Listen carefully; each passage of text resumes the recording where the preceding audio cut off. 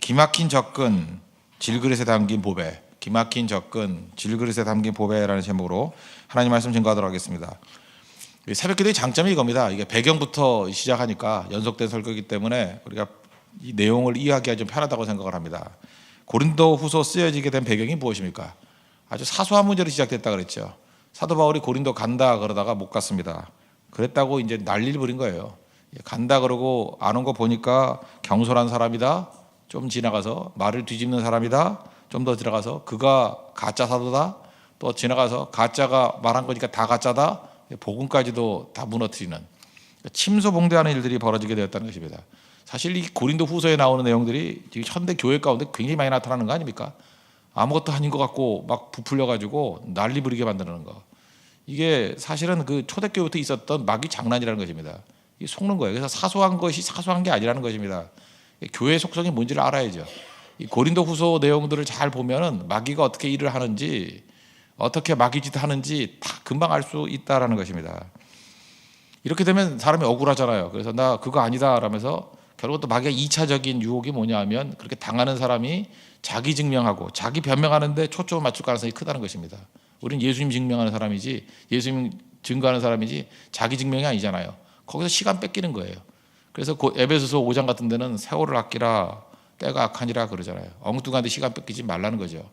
그래서 어제 살폈던 말씀 고린도후서 4장 5절 보니까 우리가 우리를 전파하는 것이 아니라 오직 그리스도 예수의 주되신 것과 또 예수를 위하여 우리가 너희의 종된 것을 전파함이라. 핵심이 뭐라 그랬어요? 자기 증명하는 데 시간 낭비하지 않겠다. 그 얘기였다는 거죠. 오늘은 이제 구체적인 겁니다. 사도 바울이 이렇게 공격을 당하고 복음에 대한 공격을 당했을 때 대응하는 구체적인 전략이 뭐냐는 거예요. 우리도 마찬가지입니다. 이렇게 엉뚱한 공격당하고 엉뚱한 문제가 있을 때 어떻게 대응할 것인가. 일단 바울의 전략이 뭐냐면 복음과 자기 자신을 분리했다는 거예요. 이게 사실 지금 지나놓고 보니까 뻔한 것 같이 보이지만 이건 논증학 또는 변증학에서는 굉장한 시도입니다. 본인과 복음을 분리시켰다는 거예요. 그 내용이 무엇입니까? 오늘 4장 7절이에요. 우리가 이 보배를 질그릇에 가졌으니 능력의 힘이 큰 것이 하나님께 있고 우리에게 있지 아니함을 알게 하려 함이라. 그러니까 복음을 보배라고 얘기를 했고 그다음에 자기 자신은 질그릇이다. 굉장히 많은 것들을 포함하고 있다는 것입니다. 우리 이 의식 가지고 항상 대비할 줄 알아야 된다는 거예요. 우리 톨스토이 얘기를 했죠. 비틀거린다고 길이 틀린 게 아니다. 19세기 말에 러시아 교회가 얼마나 문제가 많았습니까? 그죠? 성직자들도 문제라 그러고 교회도 문제라 그러고 썩었다 그러고 예수님 당시에도 마찬가지죠. 성전이 썩었잖아요. 성전에 장사하고 기도는 안 하고 어느 시대는 안 그렇습니까? 시대 들여다 보면은 사회가 썩은 게 아니라 인간이 죄성이 있기 때문에 그렇습니다. 죄인들이 모이는 거 조금 지나면 다 썩어요. 썩는 부분 바라보면 언제든지 그렇게 공격할 수 있고 정도의 차이죠. 미약하냐 크냐 그 차이지 찾으려고 그러면 못 찾을 데가 어디 있겠습니까? 다 있는 거죠. 19세기에 이런 걸 가지고 신앙을 다 무너뜨려 버리더라는 거예요. 그래서 톨스토이가 했던 얘기가 뭐냐면 우리가 비틀비틀 거릴 수 있다는 거죠. 교회도 비틀거리고 또 믿는 사람도 비틀거리고 그렇지만 내가 길이요 진리요 생명이 하는 예수님이 틀린 게 아니지 않느냐. 그래서 쭉 보니까 한 몇십 년 살펴보니까 비틀비틀 거리더라도 그래도 넘어지고 깨지더라도 예수님 말씀 붙들고 가는 사람들은 다 살아나더라는 거예요. 반면에 도덕적으로 완벽하다 그러고 나는 문제 없다 그러는 올곧은 사람들, 그런 사람이 예수님과 전혀 반대 길로 가는 사람들은 다 망하더라는 거예요. 땅덩어리 떨어져서. 되게 중요한 얘기죠. 우리는 작은 걸 보는 거 아닙니까? 이 사람이 도덕적으로 올바르냐 그러냐. 근데 큰 길을 보니까 비틀거려도 바른 길 가는 사람이 온전한 곳에 이르더라는 거예요. 똑바로 가더라도 잘못된 길 가면 다 무너지더라는 거예요. 전 이 말이 우리 시대에 주는 굉장히 중요한 메시지라고 생각합니다. 비틀거려도 올바른 길 가라는 거예요. 비틀거려도 길이 틀린 게 아니다. 오늘 사도 바울의 작가가 똑같습니다. 막 공격을 하니까 그래 좋다. 나는 질그릇이라는 거예요. 할 말 없죠. 인정하는 거잖아요. 내가 이제 좋은 그릇이래. 나 질그릇이야. 근데 내 안에 뭐가 있다고요? 보배가 있답니다. 보배가. 그러니까 사도 바울은 엄청난 선언을 하고 있다는 것입니다. 예수 그리스도의 보배에 틀린 게 아니라는 거예요. 이건 가장 귀한 것이고 니네들이 공격하는 나 그래 그만 디펜스 할게. 나는 질그릇이야. 보잘것없다는 거죠. 막그릇이야. 그래서 자기 자신을 질그릇이라고 묘사했다는 것입니다. 우리도 마찬가지예요. 뭘 공격하고 이렇게 얘기를 하면 맞다고. 나 보잘것없는 질그릇이라고. 그런데 내가 담고 있는 이 내용은 보배 대신 예수 그리스도라는 것입니다. 그럼 잘 보세요. 질그릇 같은 존재이지만 예수님의 그 보배된 말씀을 전달할 수 있어요 없어요? 있죠. 잘 담아서 옮길 수 있잖아요. 잘 담아서. 그래서 질그릇의 모습이지만 그 안에 보배가 있으니까 전도하는데 문제가 없죠. 그 다음이 또 기가 막힌 얘기예요. 이렇게 전도하다가 막 공격을 해가지고 깨질 때가 있지 않습니까? 쨍그랑하고 깨져요. 깨질 때 보배가 깨지는 게 아니죠. 오히려 보배가 더 영광스럽게 드러난다는 거예요. 질그릇이 있는데 거기에 막 금은 보화가 있어요. 뭐 들었는지 몰랐죠. 근데 질그릇이 팍 깨지는 순간에 질그릇은 깨지지만 보배는 극적으로 드러나죠. 극적으로. 바울이 그 얘기하고 있는 것입니다. 그래서 아마도 이 보배를 담은 질그릇 이 개념에서 마귀가 당황했을 거예요. 와, 이게 한 방 먹었네. 그죠? 어쩔 줄을 몰랐다고 생각을 합니다.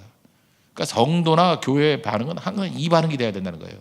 질그릇에 담긴 보화.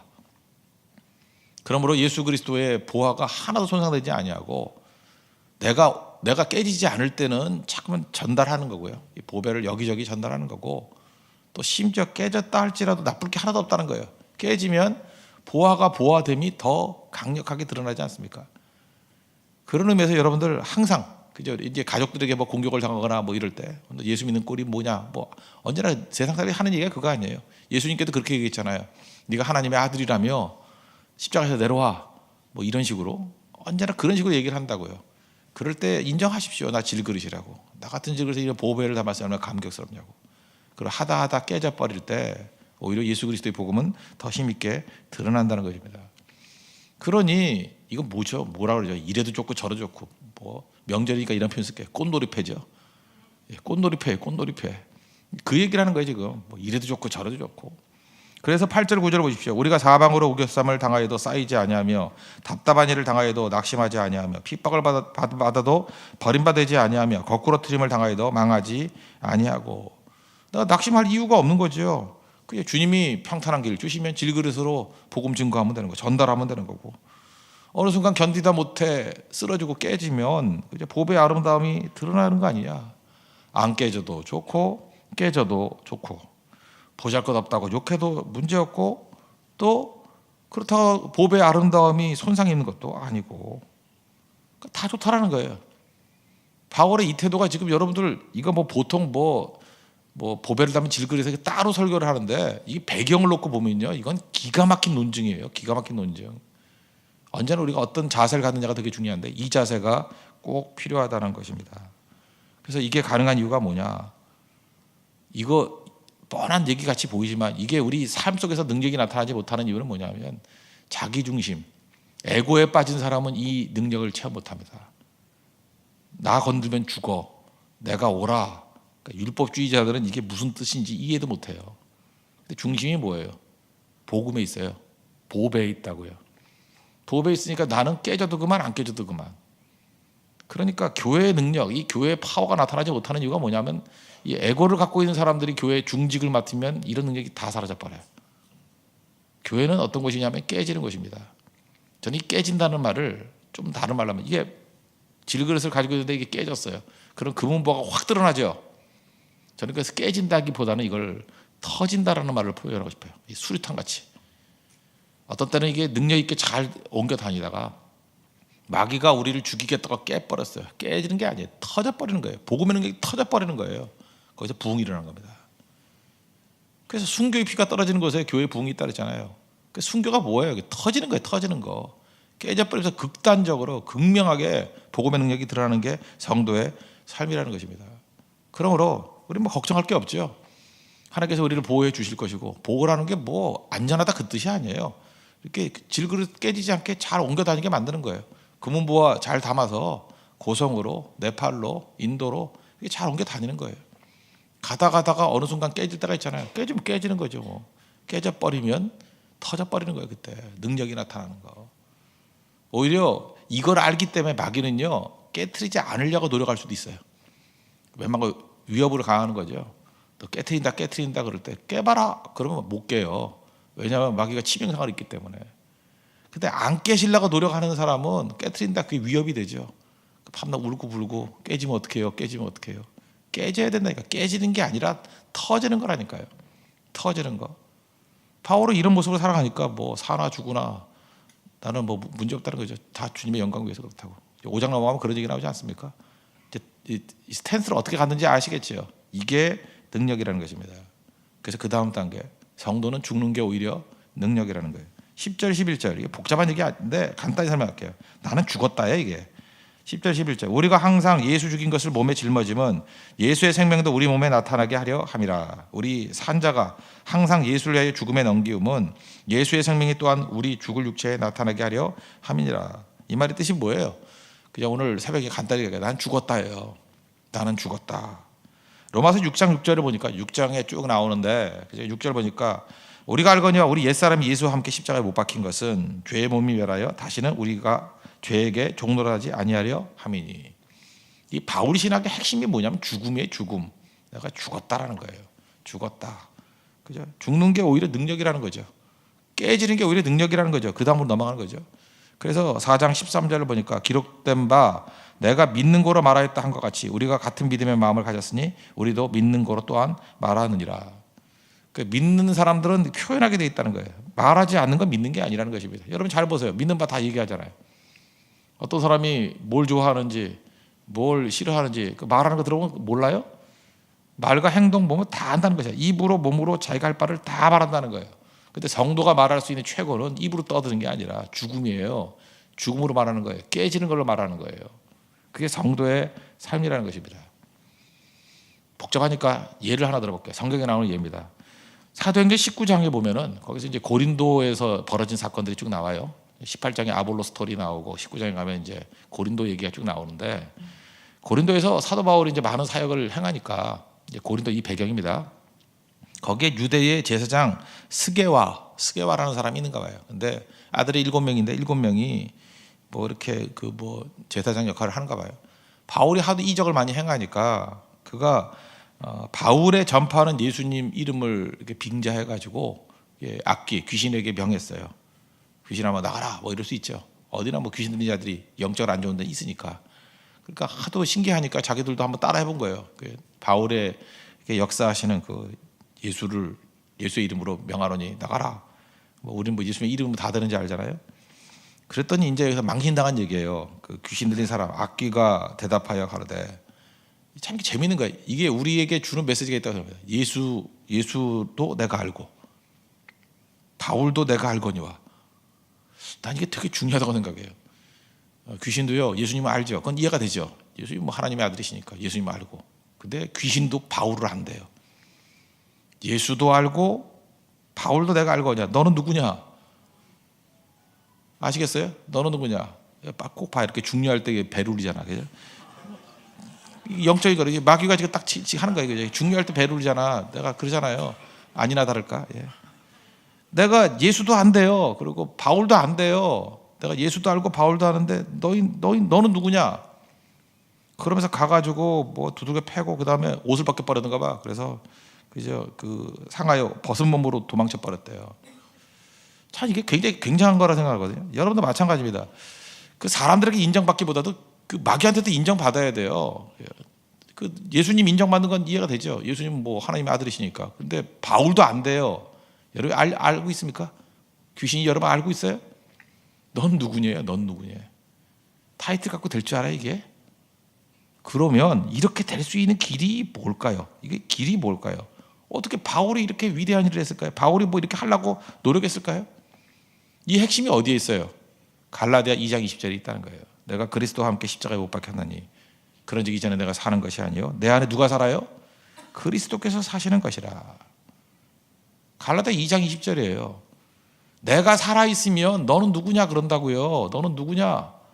맨날 외칠 때 자기 승질 부리고 자기 그 주장하고 내가 지나봐 뭐 이러고 그러면 넌 누구냐 그래. 넌 누구냐? 근데 내가 다 죽어버리고 질그릇은 깨져버리고 그럼 넌 누구냐 그러면 내가 예수예요. 내가 예수. 내가 그리스도라고. 죽었으니까.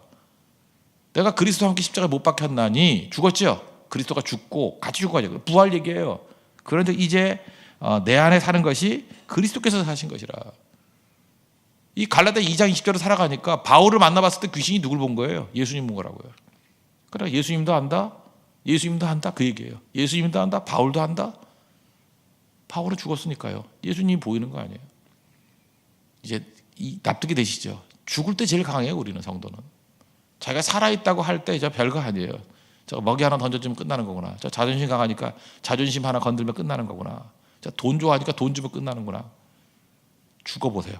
완전히 죽으면요, 그리스도만 드러나요. 그래서 내가 예수도 알고 누구누구도 알고, 내가 예수도 알고 누구누구도 알고.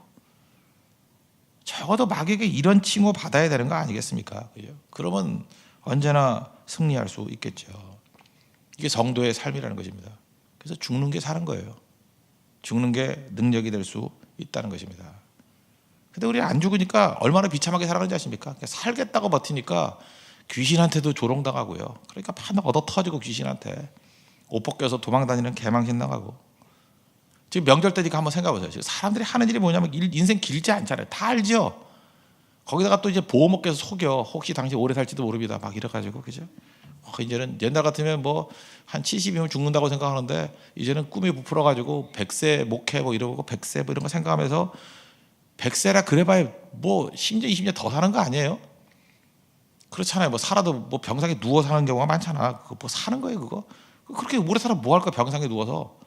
천국 빨리 가는 거야. 병상에 누워 있는 데 천국이 훨씬 나아요. 내가 확신해. 그건 아무도 인정 안 하죠. 누워도 여기가 좋아요?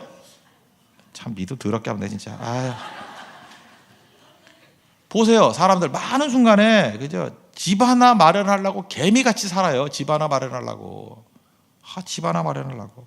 노후 준비래요. 노후 준비. 초대교인들은요, 노후 준비 안 했어요. 천국 준비했지. 안 굶어 죽어요. 무엇을 먹을까, 무엇을 마실까, 무엇을 걱정하지 말고. 지금 여러분들 어느 순간이니까 노후 막 걱정이 막 몰려오죠. 막 몰려오면은 대부분 걱정할 것도 없어요. 그 전에 갈지도 몰라. 걱정할 거 하나도 없다니까요. 분명한 건 여러분이 모아놓은 돈 다 못 쓰고 죽을 가능성이 커요. 거의 다가 99% 다 못 쓰고 죽어요. 쓰지도 못하고 죽어요. 못 쓴다니까요. 지금 써야 돼요. 오늘 저랑 식사합시다. 저하고 써야 돼요. 그래. 예. 그 못 쓰고 죽어요. 못 쓰고 빨리빨리 쓰라고. 절대로 못 쓰고 죽어요. 근데도 걱정해요. 그래서 뭐 옛날 농담같이 그런 얘기 있잖아요. 옛날에 뭐 한옥집에서 뭐 화장실이 멀리 있어가지고 집안에 화장실 있는 거 뭐 살라고 노력했다. 집안에 들어오니까 뭐 딸애들이 크니까 화장실이 들어가서 안 나와서 화장실 2개인 거 구했다. 뭐 이런 식으로 하다가 40년 동안 했던 일이 뭐냐 돌이켜보니까 화장실 늘리는 싸움하다 끌렸다는 거예요. 아니 우리 인생이 그렇게 거룩한 인생인데 화장실 늘리는 싸움 벌여요? 진짜 그러더라고. 어른이 같아요. 우리 집 화장실 3개 그렇게 나 자랑하는 집 봤어요.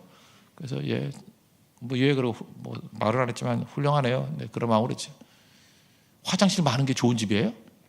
아니 공중 화장실을 갖다 놓지 그냥. 아니 아무데나 가면 뭐 안 돼요? 그게 그렇게 죽고 살 문제예요? 심지어 선교도 화장실 나빠서 선교 안 간다는 사람이 있어요. 참 그러면 화장실하고 뭐가 그렇게 연결이 많이 되는지. 그게 어리석음이에요. 어리석음.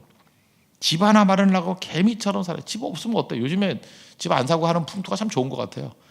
그죠? 뭐 나그네 아니네 나그네. 그죠? 곧 갈 건데 뭐 집 사도 뭐래요? 60넘부터 집 사도 뭐래요? 뭐 자식들이 물려준다고요. 어차피 걔네들 물려줘도 저기 능력 안 나면 다 날려질 거고. 그냥 다 쓰고 살아요. 저랑 같이 성교나 다니고. 알았어요? 그거 집 살라 그러지 말고 집사가 되십시오. 예. 이런 어리석은 병하고요. 돈 많은 재벌이에요. 재벌이 이제 여유가 있으니까 이런 짓 하죠. 이거 여유 없는 사람이니까 못해요. 그 사람이 뭐라고 얘기를 하냐면 묘자리를 사놨대요. 명당짜리를 사놨대요. 명당짜리를. 묘자리. 얼마나 명당이지 뭐 얼마 주고 샀다나 뭐 배산이 인수고 양지 바른 곳이고 참 한심하죠. 그 묻힐 준비하고 있어요. 묻힐 준비. 썩어진 육체 묻힐 준비 그거 하고 잘났대요. 재벌 하나도 부러울 거 없어요. 재벌이 우리가 나온 거는 묘자리 먼저 마련하는 거야. 여러분 묘자리 없죠? 그거 뭐 없어도 돼요. 그거 뭐 어디 가서 그냥 이렇게 뭐 다 태워가지고 없어도 되는 거고 뭐 부활할 건데 뭐.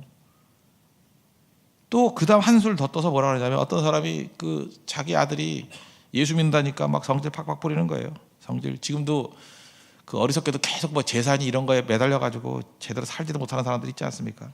이유가 뭐냐? 아들이 교회에 다녀서 큰일 났대요. 못 가게 만들어야 돼요. 이유가 뭐냐? 내가 죽으면 제사상에 밥을 누가 올려주냐요? 그러면 귀신이 굶을까 봐. 그런 어리석은 영감님이 다 있어요. 지가 귀신 돼가지고 귀신 될지 안 될지도 모르지만 귀신 돼가지고 밥 굶을까 봐. 그래서 내가 그냥 밥 한 끼 사주고 싶어요. 지금 미리 먹으라고. 귀신이 돼서 밖으로 못 가봐. 잘 보세요. 지금 몇 년 살지도 못할 집 살겠다고 난리부로 성교도 못 가고 아무것도 못해요. 뭐 헌금도 제대로 못하고 그 몇 년 살지도 못할 거. 지금 여러분 연세에서 평균적으로 볼 때 한 그냥 80 정도로 놓고 봐요. 그냥 아예 오래 살아봐요. 이제 얼마 안 남았어요. 얼마 안 남았어. 그거 뭐 대충 살아도 되지 뭐 그거 안 그래요? 뭐 넓어서 뭐 할 거고 또 좋아서 뭐 할 거예요. 어차피 천국 가서 영원히 살 건데 몇 년 남았다고 그거에 우리 인생을 소모해요? 아주 생각을 좀 하라고. 생각을 지금 명절 앞두고 생각 좀 하라고요. 생각 좀. 몇 년 안 남았어요. 우리 권사님들 몇 년 안 남았다니까 나 진짜. 내가 신뢰가 될까 봐 말을 안 하지만 내가 추정 세월 얘기해 줄까요? 얼마 진짜 안 남았어요. 얼마. 우리 2002년도 월드컵 기억나죠? 네, 그때부터 지금까지 그거 안 남은 분들도 많아요. 근데 뭐하러 집을 사? 뭐하러 집 사는데 개미같이 긁고 살아요? 60 넘었는데 뭐하러 남편 말을 들어? 이제 나와서 뛰면 되는 거지 뭐하러 남편 말 들어? 이제 안 살겠다가 남편이 더 쫄아요. 그거 몰라요? 정말 내가 별소리 다 하는데 오늘 뭘 겁먹고 살아요? 겁먹고 살기엔 이제 진짜 중요한 거 놓고 살아야죠. 묘짜리 필요 없어요. 부활에다 묘짜리에 돈을 투자해요. 그 죽을 곳을 위해서 투자해. 그 돈 갖고 내가 나한테 그 돈이다 그러고 선결하겠다. 가서 그 복음을 증거하겠다. 영혼을 살리겠다. 영혼을. 뭐 죽은 다음에 뭐 제사상에 뭐 밥 올리는 거. 잠깐만 그러면요 그냥 밥 좀 많이 사드리세요. 지금 미리 먹으라고. 배 터지게 먹으라고. 정말 생각해보세요. 어리석어도 이렇게 어리석을 수가 있어요. 이렇게 인생 길지도 않은데 헛된 거 놓고 그냥 몇 년 살지 못해서 집 살라고 화장실 바꾸려고 썩을 몸 그거 묻히려고 글쎄 이 땅에서 죽은 다음에 귀신이 있는지 없는지도 모르면서 그 바꾸는가 봐 그 걱정하면서 지금 이 귀중한 시간 진짜 1분 1초가 귀중한데 이때 선교도 못 가고 전도도 못 하고 아무것도 못 하고 그러고 있어요. 그러고 어리석지 않아요? 이게 어리석지 않아요? 정말 어리석죠. 시간 얼마 남지도 않았는데 무슨 짓 하고 있어요? 지금 무슨 짓 얼마 남지도 않았는데 주님 앞에 섰을 때 뭐 갖고 갈 거예요? 아무것도 없죠. 예배보다 중요한 게 있어요. 성교보다 중요한 게 있어요. 진짜 중요한데 투자할 줄 알아야 된다는 것입니다.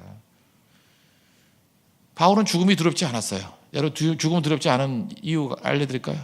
죽었기 때문에. 많은 순간 우리가 죽음이 두려워요. 안 죽으니까 두렵죠. 안 죽어봤으니까. 이미 죽은 사람은 안 두려워요.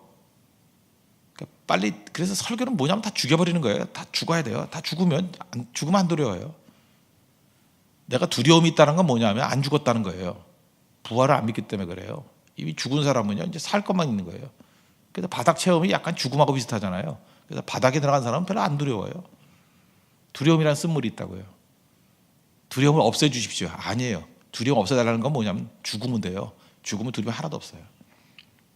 죽은 자, 내가 그리스도와 함께 십자가에 못 박혔나니 두려움에서 자유롭습니다. 내 안에 그리스도가 있습니다. 예수도 알고 너도 알고 그래요. 예수도 알고 바울도 알고. 근데 예수 오래 믿고 난 다음에 넌 누구냐 그러면 얼마나 한심합니까? 17절 우리가 우리의 잠시 받는 환난에 경한 것이 지극히 크고 영원한 영광에 주간 것을 우리에게 이루게 함이니. 어떤 건지 아시겠죠? 이 잠시 이런 거에 한눈 팔지 말고 영원한 영광에 무거운 것, 중한 것에 우리 인생을 거는 하나님 백성들라는 것입니다. 우리 하나님 영광 가운데 쓰임 받는 믿음의 종 되기를 바랍니다. 모두 자리에서 일어나겠습니다. 너 근심 걱정 말아라 찬양하겠습니다. 382장. 그리고 이 찬송을 한번 불러봐요. 그러면 가슴이 확 와닿지.